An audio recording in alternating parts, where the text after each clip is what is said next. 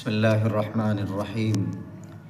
حضرت ابو سعید خدری رضی اللہ تعالی عنہ سے روایت ہے کہ نبی کریم صلی اللہ علیہ وسلم نے ارشاد فرمایا، جو شخص کسی ناجائز امر کو ہوتے ہوئے دیکھے، اگر اس پر قدرت ہو کہ اس کو ہاتھ سے روکے، بند کر دے، تو اس کو بند کر دینا چاہیے، روک دینا چاہیے، اور اگر اتنی قدرت نہ ہو تو زبان سے اس پر انکار کرے، روکے، اور اگر اتنی بھی قدرت نہ ہو تو دل سے اس کو برا سمجھے، اور یہ ایمان کا بہت ہی کم درجہ ہے۔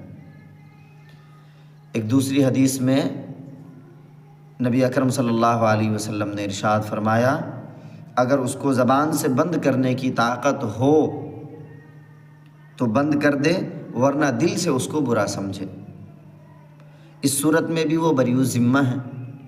ایک اور جگہ آپ علیہ الصلوۃ والسلام نے ارشاد فرمایا کہ جو شخص دل سے بھی اس کو برا سمجھے تو وہ بھی مومن ہیں۔